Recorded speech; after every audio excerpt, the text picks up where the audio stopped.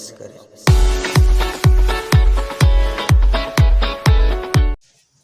हाँ देखिए, आज की क्लास में हम कक्षा 9, 10, 11, 12 और कक्षा 9 के नीचे भी जितने बच्चे हैं, यानी कि जितने बच्चे हैं, सब लोगों के लिए यह इम्पोर्टेंट होने वाला है। क्योंकि आप लोग टेंस पढ़ चुके हैं और पैसिव वॉइस भी पढ़ चुके हैं, एक्टिव वॉइस पढ़ चुके हैं आप। अब आपको पढ़ना है नरेशन। नरेशन जो होता है, नरेशन जो होता है, इसके दो पार्ट होते हैं। नरेशन के दो पार्ट हैं। पहला नंबर तो डायरेक्ट एंड इनडायरेक्ट। देखिए, अब देखिए ध्यान से समझिएगा। Narration has two parts. Narration के दो पार्ट होते हैं, डायरेक्ट एंड इनडायरेक्ट। ये मोस्ट इंपॉर्टेंट है। कक्षा 12 के ग्रामर का पहला चैप्टर है, फर्स्ट चैप्टर 12th का है ये, और 10th में भी है, 11th में भी है, 9th में है। 9th के नीचे भी बच्चे इसको देख सकते हैं, समझ सकते हैं, क्योंकि नॉलेज कभी खराब नहीं होता है। अब जैसा कि डायरेक्ट एंड इनडायरेक्ट, डायरेक्ट को पहले आप समझिए। डायरेक्ट क्या है? डायरेक्ट मतलब जैसे हम कि आपके पास कोई मित्र हो, कोई मित्र से आप डायरेक्ट पूछ ले कि भैया आप मुझे चोर बोले हैं, आप डायरेक्ट पूछ रहे हैं, मतलब आप इसको डायरेक्ट पूछ रहे हैं। और जैसा आप पूछ ले कि भैया उनसे मत पूछो, जाके तीसरे से किसी से पूछो कि भैया वो हमको चोर कहते रहे ना, तो ऐसा ये इनडायरेक्ट होता है। डायरेक्ट मतलब सीधी वार्ता को हम डायरेक्ट कहते हैं, और इनडायरेक्ट मतलब घुमा फिरा के बात को ही इनडायरेक्ट बोलते हैं। तो इनडायरेक्ट जो है वो घुमा फिरा कर बात कही हुई बात को हम इनडायरेक्ट बोलते हैं।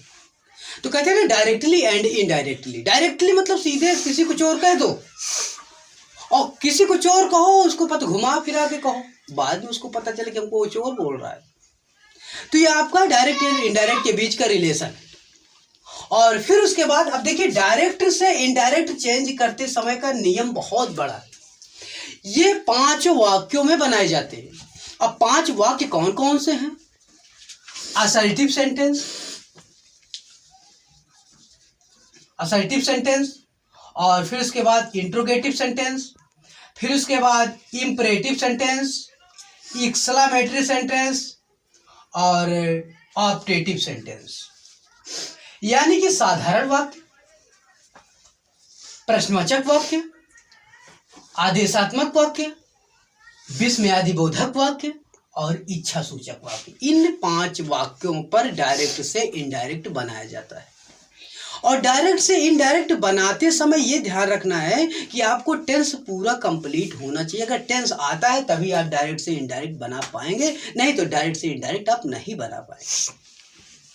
और जैसे देखिए, कोई आप फिल्म देखते हैं, आप कुछ भी देखते हैं, तो उसमें जैसे कोई हीरो है, विलन है, उसको आप देखते हैं, जानते हैं, उसी के ऊपर पूरा फिल्म बना रहता है। उसी तरीके से डायरेक्ट और इनडायरेक्ट जो है किसके ऊपर बना है, इसके मेन हीरो कौन कौन से हैं, जो सबसे पहला हीरो है वो है रिपोर्टर। रिपोर्टर को बोलते हैं वक्ता। ये डायरेक्ट नरेशन का इनडायरेक्ट है। जब डायरेक्ट से इनडायरेक्ट बनाने इनके रिलेशन जो बनेगा, उनमें का जो एक हीरो रहेगा, मतलब जो मेन रहेगा, उसको हम रिपोर्टर बोलते हैं। तो इस रिपोर्टर को हिंदी में बोलते हैं वक्ता। आप Shivam academy Pratapgarh YouTube channel पर आप डायरेक्ट इनडायरेक्ट पढ़ रहे हैं, इसको आप ध्यान से समझिएगा, क्योंकि ये इस वीडियो देखने के बाद ऐसा ना हो कि आपको दोबारा वीडियो देखना पड़े।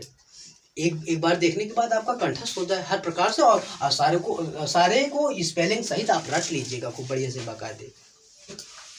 अब देखिए, रिपोर्टर, तो रिपोर्टर के साथ में एक कोई सहायक क्रिया तो लगता ही होगा, तो उसको बोलते हैं रिपोर्टिंग वर्ब।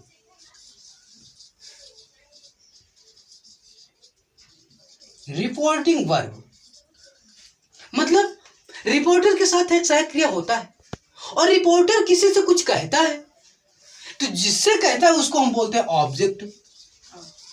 ऑब्जेक्ट बोलते हैं। ऑब्जेक्ट को हिंदी में बोला जाता है कर्म, बहुत बार आपने पढ़ा होगा। और फिर उसके बाद रिपोर्टर जो कहता है, क्या कहता है, जो कहता है, उसी को हम बोलते हैं रिपोर्टेड स्पीच।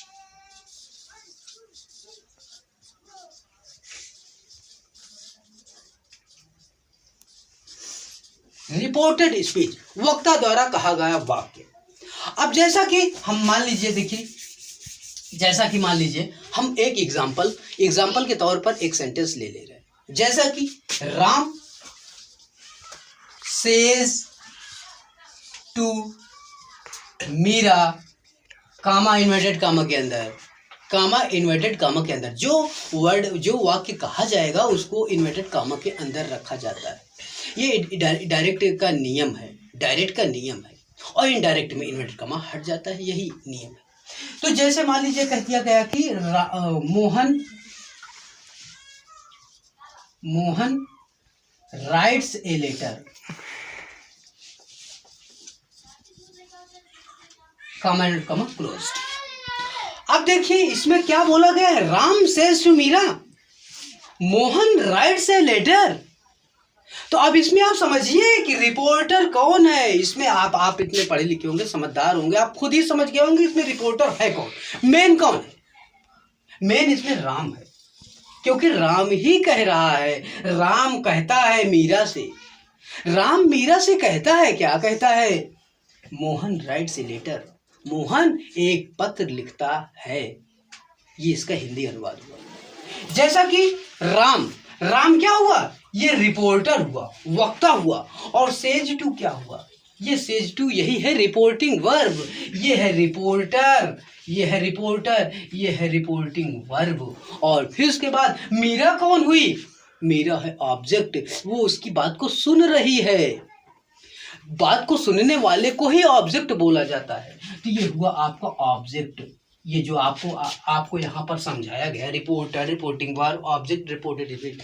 और फिर उसके बाद राम के द्वारा जो कहा गया वाक्य है वो क्या है, वो है Mohan writes a letter, Mohan एक पत्र लिखता है। तो यही आपका क्या है, रिपोर्टेड स्पीच। इसी को बोलते हैं रिपोर्टेड स्पीच। इन अगर चारों लोगों को आप सही तरीके से, सही मायने से अगर आप इसको रटते हैं, समझते हैं, तो आपके लिए डायरेक्ट इनडायरेक्ट शून्य माना जाएगा, शून्य हो जाएगा। आप चुटकियों में ख़त्म कर देंगे डायरेक्ट से इनडायरेक्ट को। अब एक एग्जांपल दिए जिसको सॉल्व भी करा दे रहे हैं, बाकी नियम अगले वीडियो में हम समझाएंगे आपको। ये आप पहले डायरेक्ट इनडायरेक्ट के भावनाओं को समझिए, इसमें मामला क्या है, और फिर उसके बाद आपको नियम भी बताया जाएगा, और बाकी इसका हम हल करा दे रहे हैं। जैसे दिया गया सेज टू को टेल्स में हो जाता है, इसको कन्वर्ट कर दिया जाता है, सेज टू को टेल्स में कर देते हैं, तो क्या हो जाएगा, राम और फिर उसके बाद टेल्स, राम टेल्स और मीरा, और ये जो होता है टू हट जाता है, सेज टू को हटा के टेल्स में कन्वर्ट कर देते हैं। ये डायरेक्ट से इनडायरेक्ट का नियम कहता है। और फिर उसके बाद conjunction, use of conjunction, that conjunction का प्रयोग करते हैं।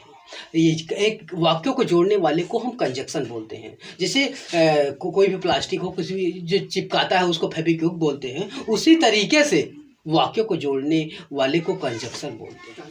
तो कंजक्शन क्या है, ये दैट, आप यहाँ पे दैट लगा करके दोनों वाक्यों को जोड़ देंगे, तो क्या हो जाएगा, मोहन राइट्स ए लेटर। आप इसमें कोई चेंजिंग नहीं करेंगे। रिपोर्टिंग वर्ब प्रेजेंट टेंस या फ्यूचर टेंस में हो तो रिपोर्टेड स्पीच के टेंस नहीं बदले जाते हैं, बल्कि कंजक्शन दैट लगा करके दोनों वाक्यों को जोड़ दिया जाता है। यहाँ पे प्रोनाउन है नहीं, नाउन है, नहीं तो प्रोनाउन होता तो प्रोनाउन चेंजिंग का नियम लगाया जाता। ये आपको शार्ट डिटेल बता रहे हैं, आप इसको समझ लीजिए, बाकी डिटेल में आपको नियम भी लिखाया जाएगा। तो क्या हो जाएगा, मोहन और राइट्स ए लेटर, यानी कि राइट्स ए लेटर। आप इसी तरीके से डायरेक्ट इनडायरेक्ट के आज इस क्लास को आपको बढ़िया से इसको एक इच्छा कहते एक बार और देख लीजिएगा वीडियो, और देखने के बाद इनकी सारी कठिनाइयों को आप समझ लीजिए, ताकि अगले टर्न पर जब उसके नियम बताए जाएं तो आपको ये ना बताना पड़े कि रिपोर्टर कौन है, रिपोर्टिंग वर्ब कौन है, वो ऑब्जेक्ट कौन है, रिपोर्टेड स्पीच कौन है, इन सब पर आप ध्यान दीजिए। ठीक है।